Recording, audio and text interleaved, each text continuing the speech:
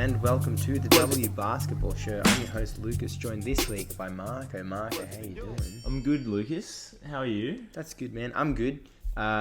It was Game 5 of the WNBA Finals today. It was. Do you want to jump straight into that, or do we have anything we got to talk about before then? Anything funny?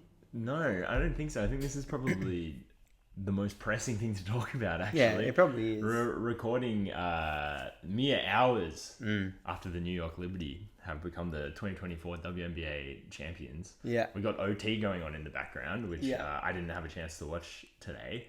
But you could tell by the end of regulation that the game was over and a certain team was going to win. It did really feel like that. It Yeah. really felt like it was much of a muchness, the overtime. Yeah. And it felt like the carpet had been laid out for one team and not for another team. Absolutely. I guess only note I have off the top, I just did the sauna and I'm feeling it. I'm really feeling it. In the good way or the bad way? In the good way. Yeah, in like the really good way. Yeah. It's so good in there. So it's hot incredible. as well. Yeah. You had a private sauna probably since the last time we recorded. So, we did have something to talk about. I went away with my fam. I think I watched there were two WNBA Finals games while I was away with my fam. Or maybe it was one. No, it was one live, and then I think I watched one on delay. Yeah. St. Andrews Beach down on the Ninch. Beautiful game. Beautiful place to watch a Beautiful WNBA part Finals of the world game. as well, yeah. Yeah. Yeah, and that one got up to 70 degrees, and either one of two things happened. One, the thermostat wasn't really working in the sauna. Or two, I reckon the sauna at the gym is like 80 plus degrees. Yeah, right. If that sauna that I was in was 70, then it was just not that hot. So it just wasn't approaching the one at the gym at all. Yeah, No. I mean, that makes sense. It makes sense that a private sauna at a Airbnb wouldn't quite be as hot as Might not be the public best facility. Yeah, a public facility that services up to 2,000 people at any given time. Yeah. Sometimes there's 2,000 people in there at one time. No shit. Yeah, but you are right. The WNBA Finals are the most pressing thing to talk about. Yeah. Well, heat sauna. What is this? Instructions for my microwave. Very good. Very, very good. What are your feelings? Thoughts, emotions on this 3-2 New York Liberty series win against the Minnesota Lynx? Well, I'll give them to you chronologically because I watched the game very recently. It's fresh on my mind. Yeah, okay. I think even at halftime, I was like, wow, this is obviously the best WNBA Finals I've ever watched. Yeah.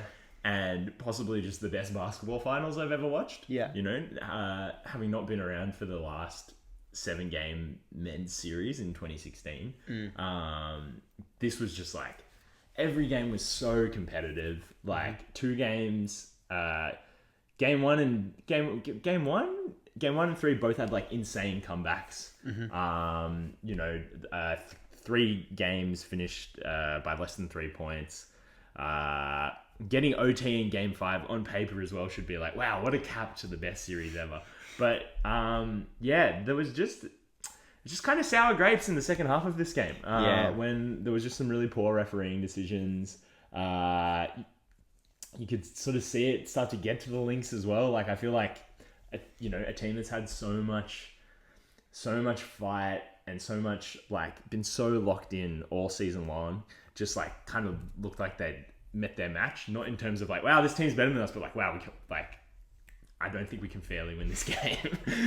Yeah, man. It definitely felt like that. It felt like they reached the end of their tether and it's like, what are we doing here? Yeah. I would say, the WNBA is growing and probably long term and for the weeks following the WNBA Finals, it's probably in the WNBA's best interest for the New York Liberty to be champions. Absolutely, yeah. But as a basketball fan, this game sucked. This game sucked to watch. There was nothing satisfying about it. It felt like the outcome of the game.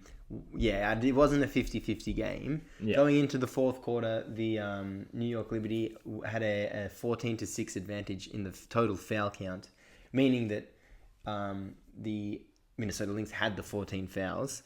It kind of evened out by the end of the game, but it was. I think it was more quality of foul. I mean, the free throw attempt battle was won heavily by the Liberty, 25-8. 25-8. Yeah. So really remarkable that the Minnesota Lynx were able to lose by less than 1,000 points this game. But yeah, I think the first half was great. I think the end of the first half, I think the Lynx should probably be a bit annoyed that they were only up 7. I feel like it felt like a 10, 12 point margin. And then credit for the Liberties D in the second half. I think they really clamped down and there were a lot of positives. But yeah, the Liberties offense stunk and it shouldn't have been rewarded with so many free throws. And the Lynx's offense was bad. So yeah, I think it was an annoying end to a great season. Yeah. Like over great season. Man, they were like, God, I can't actually think of a single WNBA team that doesn't know what they're doing right now.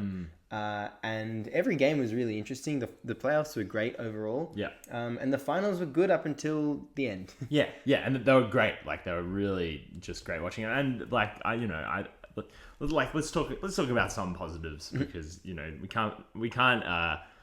we don't want to capstone the fantastic product of the WNBA games this season by being like that sucked. Brianna Stewart stunk it up offensively again this game, but her defense was insane. That block on Natisha Heidemann in the fourth quarter was just like, you shouldn't be able to do that when you're 6 inches taller than the player you're guarding.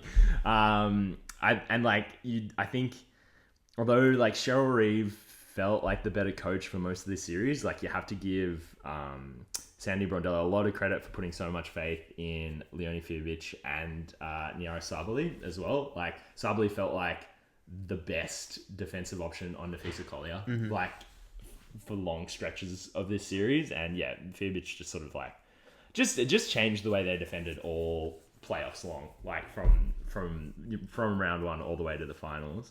And yeah, like the Lynx, for what it's worth, they didn't give up. Alana Smith, they were trying to kill her.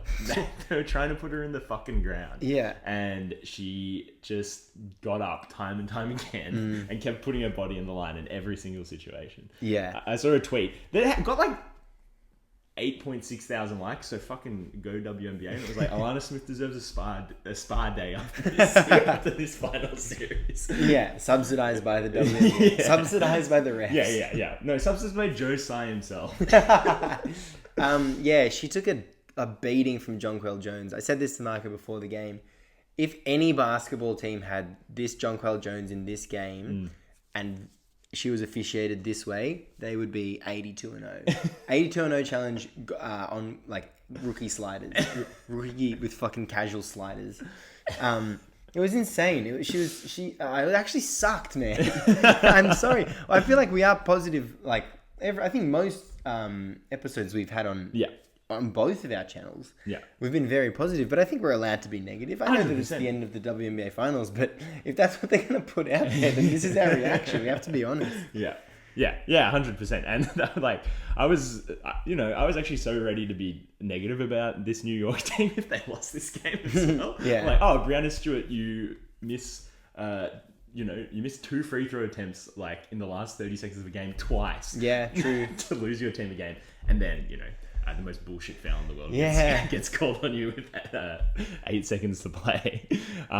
Sabrina Ionescu, like how can you go 1 of 19 in a game 5? That's absolutely insane. But you're a champion now, so congrats. Yeah, that's like it's gonna be the first of many for you as well, I'm sure. But just a bit of a damper.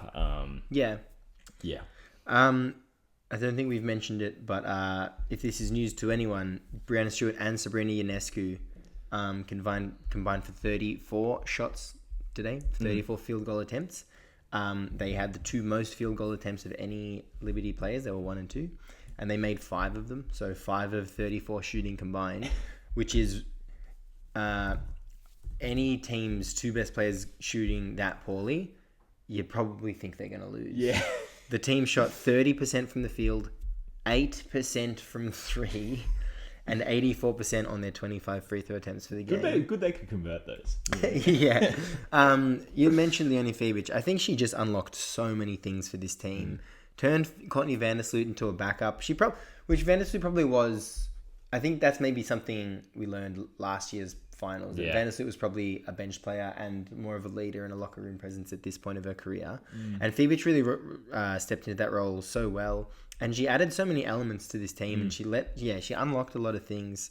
Nyara Sabali, another like incredible contributor. I think she was leading the team in scoring at one point, or maybe she led the team for scoring in a quarter. And yeah, as you said, just a great defender. Added a lot to took on the challenge and did a really good job when she took the challenge on. And then able to convert for the team. I think that's something that Ionescu did very well today. There were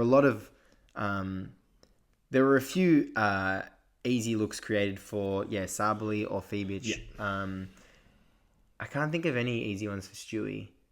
And John Quell Jones got away with murder. But Ionescu was able to create maybe she probably created 4 very crucial baskets for the Liberty. Yeah. And in a 6-point game, that's probably the difference. But then it's also Sabrina Ionescu. She's going to create 4 crucial baskets for the team. I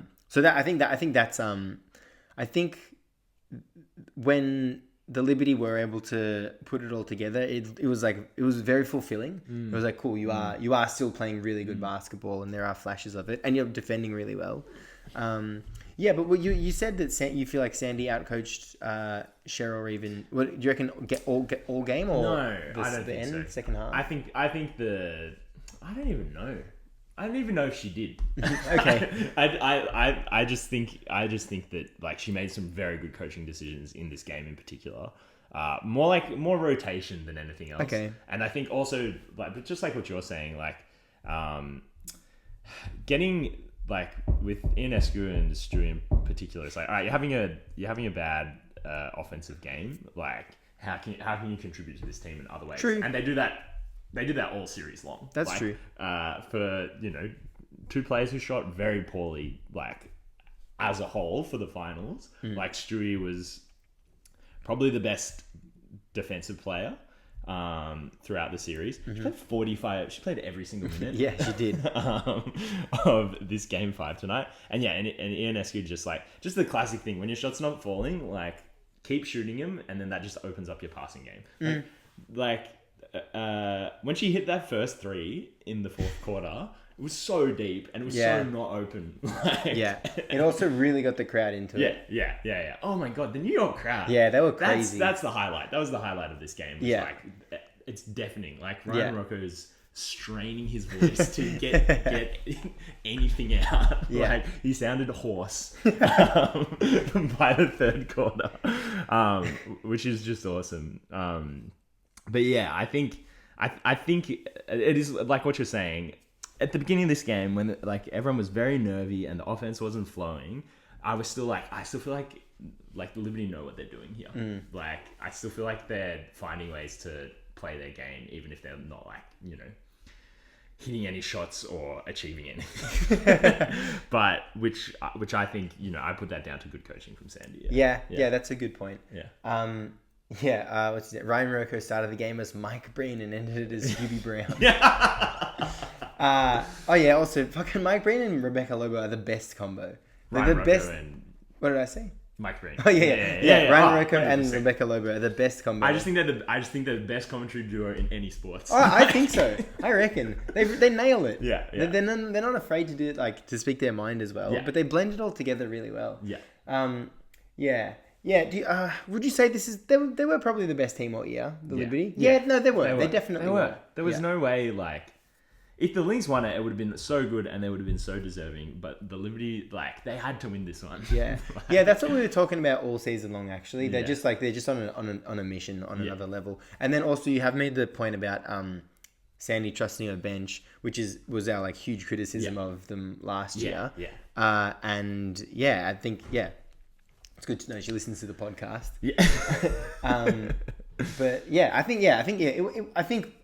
I think I will remember it as a much better final series than I'm feeling right now. And I might actually give it a rewatch. If there wasn't, WNBL starts in 8 days, the NBA starts in 2. Jesus Christ. Oh my god. Yeah, it's fucking impossible, isn't it? Yeah. How do you feel about Cheryl Reeve just going in the post game. Yeah, in the post game press conference. I haven't listened to it. I've seen the clip that the title of the clip is Cheryl Reeve lambasts officiating in Game 5 loss. I've sat in on a few Lynx, actually probably every single Lynx press conference in the postseason, probably 20 to 30 during the regular season, and she's not afraid to talk about the officiating, and it'll be like one comment here and there.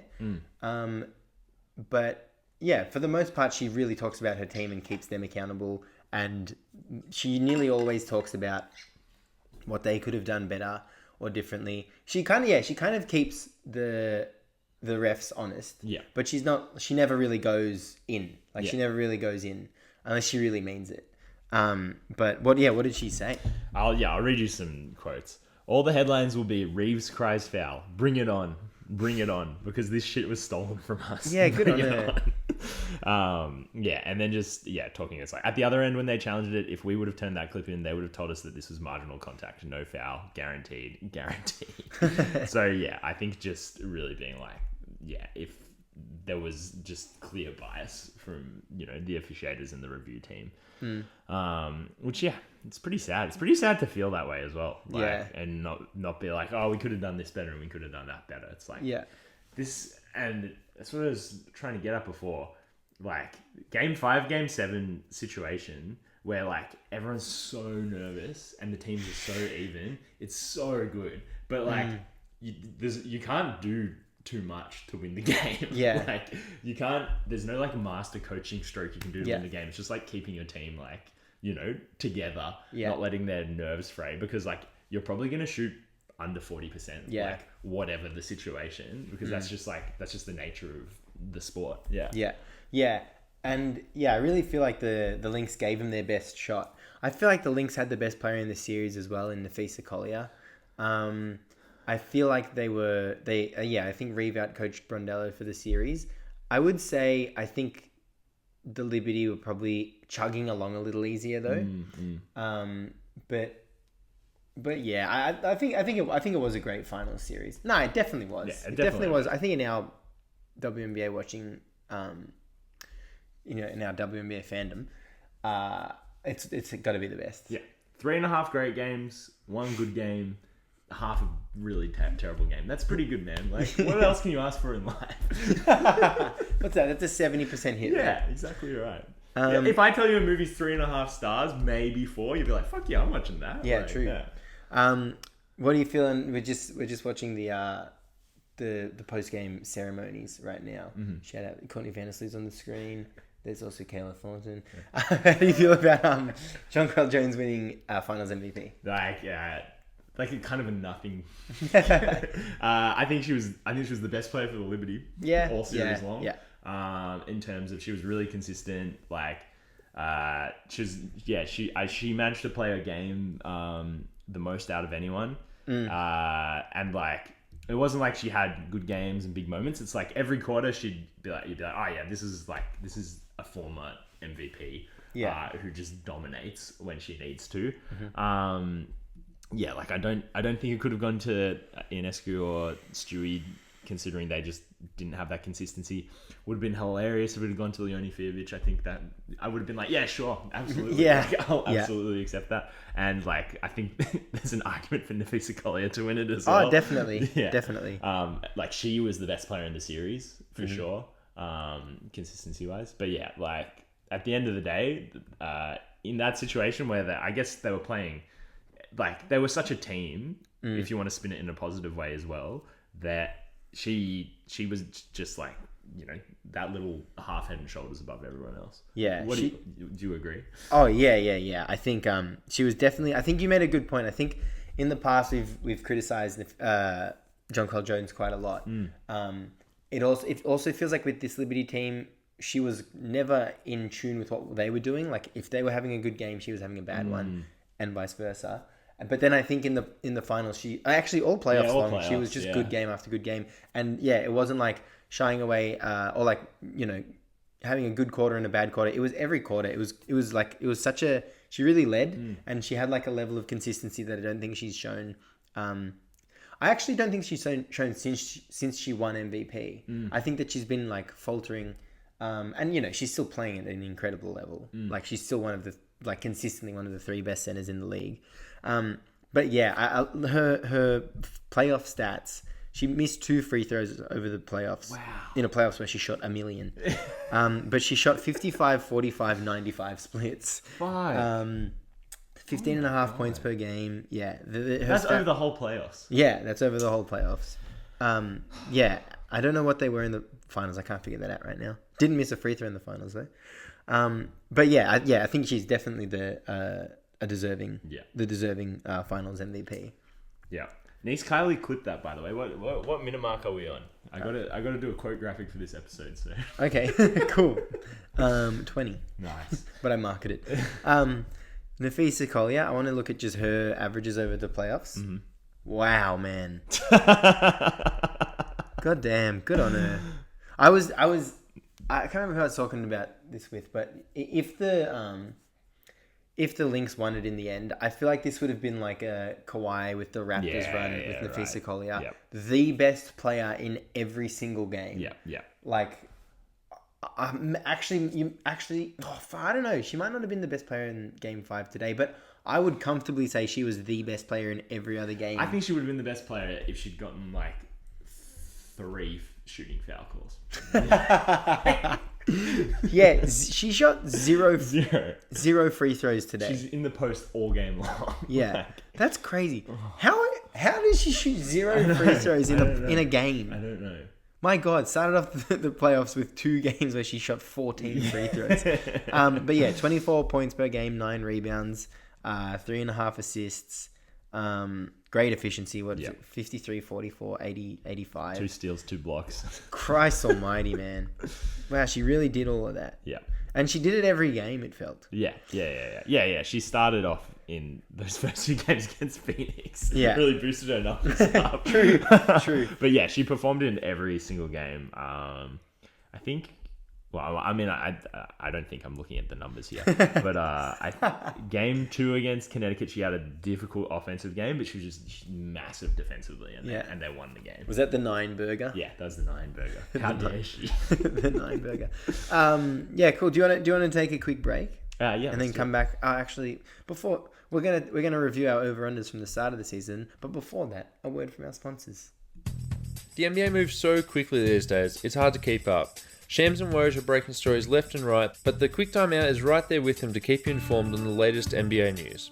Stop in and let us break it down as it happens. Find the Quick Time Out on the Deep 2 Podcast Network. And we're back. Marco, we're doing over-under review. How you feeling? Woo! Yeah. I just have no idea. Yeah, I sprung this on you last minute. I was thinking about what we're going to talk about on the W over the next few weeks, and I don't think we'll get a more relevant chance to talk about it. No. So sorry that we haven't been able to prepare for this. Sorry, Marco, and sorry, listener. If I say any dumb shit, then I made my own bed. But yeah, should we do this alphabetically? Yeah, let's go in the order that we did it in at the beginning of the year. Great idea. So the Atlanta Dream, their line was set at 18.5 wins. You hit the under, I hit the over. They had a lot of early season injuries that kind of just discounted them from making an impact on this season pretty early on. Yep. And how many wins did they finish with, Lucas? They finished with 15 wins. Great call, Lucas. Yeah, thanks, bro. So I get the tick of approval there. Let me just pop that in. You get the chop carib bar or whatever. I'll pop that in. How do you copy? There you go. And we'll pop that in. All right. Well, you can't paste emojis. Oh. Oh my God. That's huge. We'll figure that out later. Huge tick for a huge win. Tick. All right. Congratulations to me. I stand by what I said at the start of the season. I think that was one where you were right, and then you were helped by the fact that 2 of their 3 best players got injured. Yeah. in the first 5 games. True. I remember Ryan Howard had a really good run. I think she had 100 points over 3 games or something. Yeah. She had some WNBA record. But yeah, they just weren't able to get wins in the second half of the season. Yeah. And it looked really, really hard for him. Even, I don't know. Yeah, when Tina Charles is your first option for 15 games of the season. Yeah. Like, Yeah, she keeps finding herself it's in that crazy. situation. It's so crazy. Like every single, she's gonna do this until she's 80. She'll get signed halfway through the season. I feel like the first time she came back felt like this is it. This is the end of her career.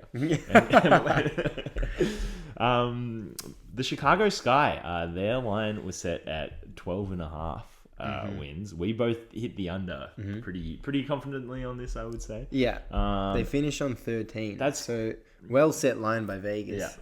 Yeah.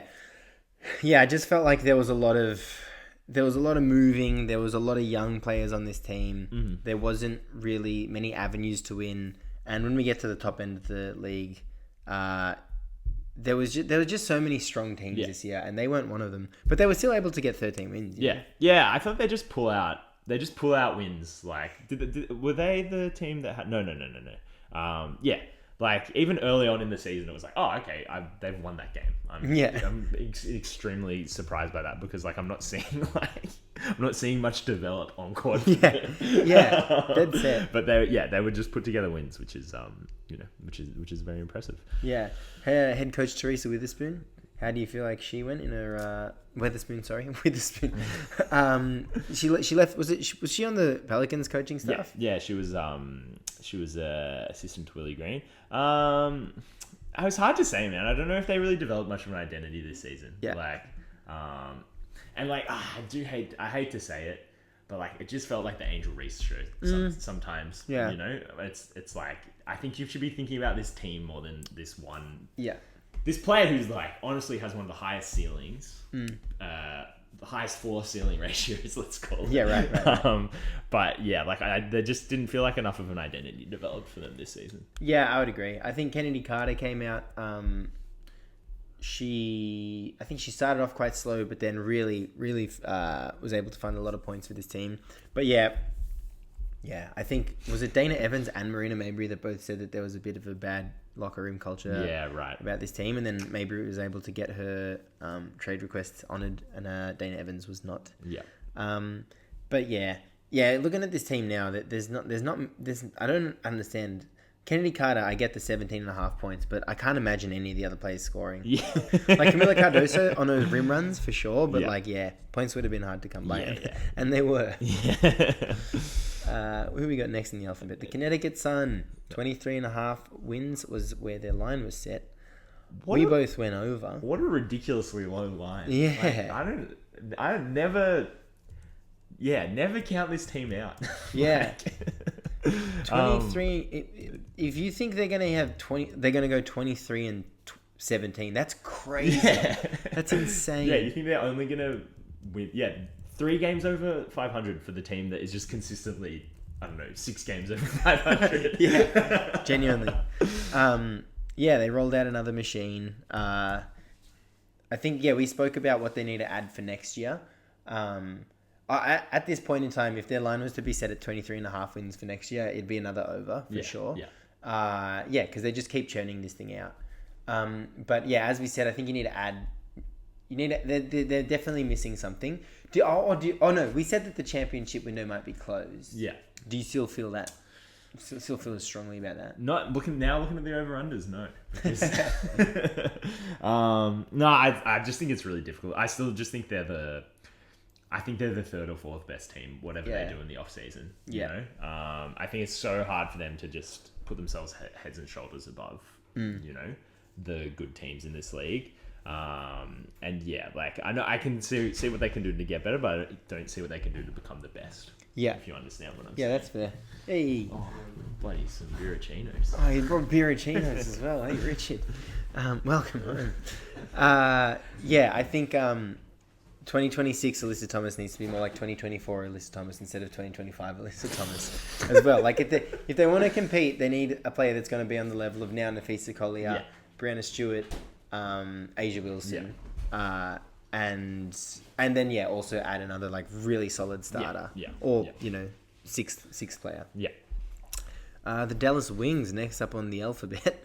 Go on. Their line is set at 20.5. I think we both pretty confidently hit the under on this, and we were so much more correct than we thought we were going to No, be. you had over at the start. Did I? Yeah. Oh, I thought I was confident on this one. No, you were like... I hate Dallas. No, I think you were like... I think you really liked their starting lineup, which is fair. Oh, true. Like, they had such a strong yeah. 5. Okay. And then I said under, and then you were like, nah, I am going to switch, actually. I am going to switch. Yeah. And then I was like, oh, when you said over, I was like, oh, I think I'm one. Like, I think Marco can only get 12 now. Yeah. And I can still get, so I can only get 11, and I can still get 12. But then you hit the under with me, and then what did they end on? They ended on 9 wins. Wow. It's crazy. Wow. They were really bad. Yeah. They were dog shit awful. I'm pretty confident in saying. Yeah. Second last to the team that was not able to, the team that was purpose built to lose, and also lost their marquee rookie. 9-31. What's the avenue out? Because far out, man. They've got talent. Yeah. What do you do? Yeah, you got talent, but they're all supposedly in their prime. And, they're not getting any better. You don't have their rosters. It's just not a good age to be a 9-win team. Yeah. Because I don't know how you develop. I don't know how you get 11 wins better, let's say, and become a playoff team without seriously, shaking the bag. How do you double your success? Yeah. I think Latricia Trammell is a good coach, but defensively, I think she's a good coach. But their offense, there's not really much going on. Maybe it is a coaching change. You know what, man? I think you got limitations if you got how am I forgetting your name? Ariko Gumbuala. No, the center. Not Stephanie Suarez. Tierra McCowan. Jesus Christ. Yeah, Someone who I've covered, at length. Yeah. There's just limitations to your team, and there's the headaches that are going to come with it. I think you got limitations to your team if you have Ariko on your team. That too. I just don't think she equals winning. True. She's good for the worst 20 points a game you'll ever see in your entire life, season in and season out, but it's not working. I don't think she equals winning unless she equals winning. Unless she has a good game, then your team doesn't really have a chance. Hopefully a full season of a healthy Satu Sabali will help them out, and that'll just be fun to watch as well, because I feel like this season it was disjointed, but was last season as well? I think so. Maybe back end of last season. I don't think she's put together a super... No. She played 38 games last season. Okay, cool. Good that we looked that up. But I'm keen to watch a healthy Satu Sabali again. For sure, yeah. Let's put it this way. She played 15 games. I'm sure there was 6 wins in those 15 games. Yeah, probably. Let's not look it up. The Indiana Fevers line was set at 20.5 wins. Lukas went over, Marco went over, and I think our thinking was they're going to be above 500, right? Yeah. And God, were we close. We were so close. Yeah. We should have pushed, man. Oh my God. I'm actually going to... If I wasn't so zen from my sauna, I'd blow my lid. Yeah. Indiana ended up winning. They went 20-20, so half a game under that line. Started the season, I think, 0-5. Yeah. Yeah. And did you feel confident about the pick after that start? I felt... that's really hard. I felt like they'd finish at or just below 500 after that start. I was like, they'll figure it out, but I wasn't like, oh my God, don't worry, they're gonna win 25 games from here. Yeah. I remember feeling pretty confident after, more confident than you should be after an 0-5 start, because it was it was brutal, man. It was their first 4 games were 2 against Connecticut, 2 against New York, and then the 5th game was against Seattle. But they just had a brutal start to the season. It was actually a 1-8 start to the season, and then finished at 19-12. So there is a bit of a roadmap that the Minnesota Lynx laid out, having gone... What did they go last season? I think it was 20... Whatever it was. They started 0-6, and then they had a very similar end to the season. Now, Indiana obviously don't have the same team that the Minnesota Lynx have, and nor are they probably 2 years away. Yeah. But I think, contrasting the... I hate to do this because it's Angel Reese's team. But contrasting this Chicago Sky, there was an identity and there was a pathway. Yeah. Like there is a long-term vision for, it seems like, all of these players. Yeah. And for this team. So yeah, I think going 20-20 at this part of their, let's not call it rebuild, let's call it just build. I think is a huge success. Yeah. Yeah, 100%. And like, well, there's no reason they can't go win like 25 games next season. Like, which actually 19 and 12 extrapolated over 40 games is 25.2 games. So did you just do that? Yeah, I just in your brain. No, I just did it with the Google calculator. The calc. Yeah. We're just using slang, guys. Yeah. Calc. It's short for calculator. Yeah. Who's up next? We got here the Las Vegas Aces. Yes, dude. Great pick, man. Great pick. And this will be your winning one, I think. I've already won one. No, but this will win you the year. Oh, right. Yeah. And with that, the 2024 Brownlow medalist is Lucas Petridis' over-under picks. Nice. And Krupp somehow still got 3 votes, man. So this is the Las Vegas Aces, of course. Line set at 32.5. Insanely high now, now that the season's over. They ended on 27. Not that far off. Marco, you hit the over. Yeah. And I had to. Yeah, why'd you have to? Because, go Mets or whatever. Like, keep the fire burning. Badgers. Yeah. You gotta stick your neck out for them. Yeah. And like, I don't know, if Chelsea Gray doesn't miss the first 10 games of the season, could have won 32. Maybe not 33. which is still under. Yeah, I remember because if you win 30, if you go 32-8, quick maths for you guys, that's an 80% win season. And the Laces had to run out of legs at some point. They did. It was this season. What do you reckon? What's the pivot here? What do we need in Las Vegas? It's really hard because, and I say this every time I talk about the Aces, so sorry if I sound like a broken record, but like, we could just win 32 games next season. Nothing changed. I think add one good depth piece, which we are lacking. We were probably one rotation player behind New York and maybe 2 behind Minnesota. For example. But when our game plan works, it just works so well. Yeah. And we proved that in our one win against the Liberty in the semifinals. True. Yeah. Oh my God. It was just if we just do this for 4 games, we win. And there's nothing New York can do about it with all the firepower and referee help in the world. Got that. But yeah, I do think it's interesting. It's I do think that Becky Hammond and the front office are more likely to go into this offseason and be like, let's just go get one good depth piece and roll it out. Yeah. But I think there's an opportunity to be do we rework this team a little bit? Oh, you reckon there's someone out? I don't know.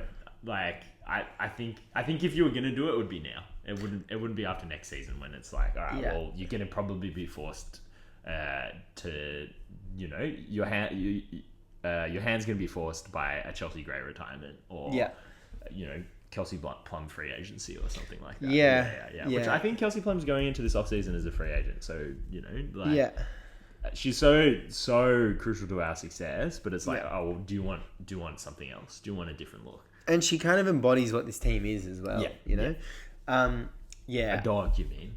A dog, a DAWG.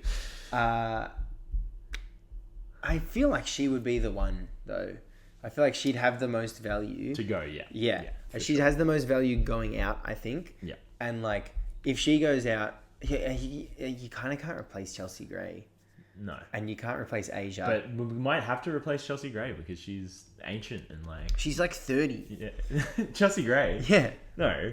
Dude, look it up. Wait, what? Well, she's extremely injured. No, she's 32. Wow, she's not 30. that old, is she? Yeah. She feels so old all of a sudden. Yeah. She's 2 years older than Kelsey Plum. You know what it is? It's It's the way she moves around the court. There's that shuffle. But when you see that shuffle after coming back from injury, it just looks like she's laboring. Yeah. But she's always moved like this. Yeah. And it always does feel like she's been returning from injury over the past few seasons. She also won her first championship 8 years ago. So you're true, like, yeah. oh, Long you career. must be in the twilight of your career. Long career type player. Yeah. I don't mind it, man. I it would be interesting to see the Aces team shook up, but I think you gotta roll it out one more time at least. Yeah, I think so. Yeah. The Los Angeles Sparks next on the list. Line set at 10.5. I went over. You went under. You won. This is your first a rare W. First one that you got correct that I got incorrect. What were you? How did you see this? How did you foresee this? I just saw this team as one of the losers. You know, one of the teams that's going to be feeding wins to the teams further up the ladder. Yeah, right. And also like I really liked their roster, but there was just so much going on. It was going to take them a long time to figure out what was going on. You know, like who they were going to be. And unfortunately, they didn't even really get the opportunity to do that because you know, their second overall pick got injured before. But did she play a few games? Or? Yeah, I think she might have played like 10 or something. God. And she looked great. Yeah, she looks so good. Yeah, she really looks like a unicorn. Yeah. That's Cameron Brink we're talking about. Yeah, sorry. God, she went out so She played 15 games, actually. Yeah. But, yeah, like and it just felt like, all right, this is where they're going to hit their stride. Yeah. And, you know, start to kind of figure out their identity. And, yeah, they just didn't get the opportunity to do that. Yeah. The individual development they had was incredible as well, though. Yeah, Dearica Hamby, what the freak? Yeah, Rikea Jackson. Yeah, she's gonna be a gun, man. Yeah. She'll be a perennial all-star. Yeah. Cameron Brink feels like she went. Wow, her last game was in June. It feels like that. Well, I guess that's 4 months ago, but that just feels like forever ago. Yeah. Like I feel like I haven't seen her watch basketball in just so long. Yeah. I think Kurt Miller's the right coach for this job, and I think they're probably still in their development phase. I think they're still in their development phase. They probably won't. I would say their line would be set around a similar number next year, and I'd say their wins would be whatever they are. Like I don't think there's like a six like a pass fail win mark. I think it's just whatever it is, and then I think the season after is when it's like, okay, let's gear towards winning now and have some sort of winning goal. Maybe get the 8th seed. Yeah, for sure. All right, next up, the Minnesota Lynx, whose line was set at 17.5. I that's real? Yeah, that's real. The team we just saw have a WNBA championship stolen from them was 17.5 before the season started. 17.5 before the season started. Ended the season on 30 wins. I was outraged at the time. I think you were like, they'll go over, but not that, you know. I don't think 17.5 is that unfair. But you were still in like the 20, 21, 22 win goal. Yeah, I thought they'd be above 500. And I was like, nah, man, they're going to blow this number out of the water, which they did. They won 30 wins, which is nearly double their line. Well, not nearly, but like, you know. Yeah. Let me have this. I understand. Yeah. I'm letting you have a lot, but I'll let you have this as well. Much appreciated, bro. So incredible season, such a continuation of last season. I think the thing I really didn't expect, which in hindsight was pretty stupid, I didn't expect Kayla McBride to be so good, even though she's been so good over the past few seasons. But I think she just took another step. She became maybe more like lethal. Yeah, like it was more. It was just hell for the other team whenever she had the ball. Shot 90% from the free throw line, 40% from 3, 41% from 3, and it felt like she was shooting a lot more threes this year. She was shooting the same as she was last year, but uptick in efficiency. But and she came 14th in MVP. Great season from top to bottom. Extremely well coached. I feel like Cheryl Reeves' vision finally was put together. They just dominated this season. Yeah, shout out. Definitely. Look at the line difference between them and the New York Liberty. That's just that's offensive. That's crazy.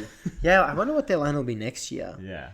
What do you reckon? Let's predict that. I reckon 26.5. I was going to say 27.5. Yeah. Wow. Okay. Cool. Yeah. Interesting. Let's see. Well, they won 30 this year, and they should get better next year. Yeah. I don't know how they'll really get worse. And you know, if they can maybe, I don't know, do they even need to add depth? Can they just roll it out next year? Yeah. They can roll out. I reckon they can roll out the same. They could actually roll out a championship next year. Yeah. Yeah. Wow, that's crazy. Yeah. They wouldn't have to make any moves. No. That's awesome. Next up, the New York Liberty. Go fucking figure. Their figure was set at 29.5. Mm-hmm. They ended the season on 32, which was also what they had last year. And they ended up winning the championship just mere hours ago. 29.5 is a pretty high set line. And I feel like it's higher than the Aces, yeah. And I feel like we were both pretty confident. Oh, no, it's not. The Aces were 32. Oh, that's right. I feel like we're both pretty confident in hitting the over in this one. But I would say they were better than I expected them to be this year. Yeah. It was just seamless. Yeah. Again, they listened to the pod. They did what we told them. They shook up the supporting cast, the bench unit. And like they did a really good job of it. They figured out like who was good at what very, very quickly as well. And yeah, like I don't think there was a game where I'm like, oh, they're trying to figure something out here. It was all done. It was all figured out. Yeah. Oh, that makes me feel better about the championship now. Yeah. The ring. They were the best team on the first day of the season, and they were the best team on the last day of the season. True. Up next, we got the Phoenix Mercury, whose line was set at 18.5. We both hit the over, and Marco, they had 19 wins. I know, what a good call by us. Good on us. And a good call by Vegas as well. 19 wins, 19 and 21 record. They were a really fun team to watch. Great coaching, Nate Tibbetts, in his first season as the head coach of the team. I think he got a lot out of the team. It does feel like they've got some sort of like 2 timelines thing, but it's not really a 2 timelines thing and trying to win a championship. It's like seeing off the end of Tarossi and Griner's careers. Yeah. And then have this like Sophie Cunningham, Rebecca Allen, Kalia Copper, Natasha Cloud, which is like a great starting point. But like, what are they doing next year? If Tarossi wants to play another season, you sign her. Yeah. But like, I think the step back was maybe happening this year. She still has some incredible games shooting the ball, but I think that she's a step slower than the league. Griner is, who can tell how she'd be feeling, and like however she's feeling is fully valid. But it does seem like Griner, the basketball player, isn't the player she was 5 years ago. Yeah. She was just dominant. Like she was just incredible 5 years ago. But I think that she is a step slow. And so I think it's just time for the Mercury to. I think there needs to be a redirection of what they're doing, and that might not be changing the roster up too much, but that might be Griner and Tarossi maybe coming off the bench. And Nate Tibbetts being able to play his game plan a little bit more. Yeah, that's a hard thing to do. Just from also like I don't know, like the Mercury have they're such like a followed team. They have such a fan base. Yeah, and if you're like, hey, you want to come along to a game? Diana Taurasi's coming off the bench. True. One of the greatest players of all time. Yeah. And the moment she retires, they'll hang her jersey in the rafters. Like it won't be like, oh yeah, retirement ceremony's in a couple of months. It's like, no, it's now. It's right now. Like, we're lifting it off her back into the rafters. True. I mean, I do feel like she'd be totally happy to come off the bench. Like, but then it's like, do you need to bring in some like really young talent and start to develop them and make them. I mean, like your actual core is great. Like Kalia Copper is one of the best players in the league. Like, but do you need to pivot even more than you've pivoted right now, or is it just like repositioning what you're doing? Yeah. I feel like Natasha Mack as well is a player they got like way overs on over the season. And I think she's the big that Nate Tibbetts wants to play. They had some great output from heaps of different players, man. But it'll be interesting to see how they go next year. Also cool that Amy Atwell ended the season with them. Yeah. After starting the season with them and then getting cut the day before the season started. Ended up having 6 games with the Phoenix. Shout out Amy. Yeah, shout out. Next is the Seattle Storm. Line was set at 24.5. We both went over, and they had 25 wins. Great work again, Vegas. Great work again, Vegas. I did not think this was going to be an over after the first. God, I still don't think this is going to be an over. But we're both right there, Marco. Yeah. This was They trudged to 25 wins. This was the most 19-win, 25-win team of all time. They got to make changes. Yeah. I think a lot of them as well. I think we said this when they were eliminated. Just a complete mismatch of talent. Yeah. And, kind of the wrong decision to make in this time. Yeah. In the, at this position. Where you are as a franchise right now. On the other hand, it looks like a 25-win team. Yeah. You could roll out this team next year, win 25 games, get eliminated in the first round. But you got to have higher aspirations than that. Yeah, what's the long-term vision? Bringing in Skylar Diggins-Smith and Nneka Ogwumike, I think at this point of their careers, they're there to support the other three players in the starting lineup and to be the best possible support for them. Yeah. God damn, man, the other players in the starting lineup are Jewel Lloyd and Ezi Magbagor. Two of the other players, Jewel Lloyd and Ezi Magbagor, you got to figure that out. Yeah. You have to be able to figure that out. Yeah. If it's one of those situations where it's they needed a season to figure it out, I actually don't think, if you weren't able to figure it out this year with such experienced players and such great teammates, all four of those players should embody both of those things, then I don't see why they would put it together next year if they didn't put it together this year. Yeah, 100%. I agree. I think shake the pack. Last one here, Lucas. The Washington Mystics. Their line was set at 11.5. Yeah, they ended up having 14 wins, man. Yeah, and we both, I think, pretty happily hit the under. Yeah. I mean, I didn't think they'd be in the low single digits. I thought they'd be in the high single digits.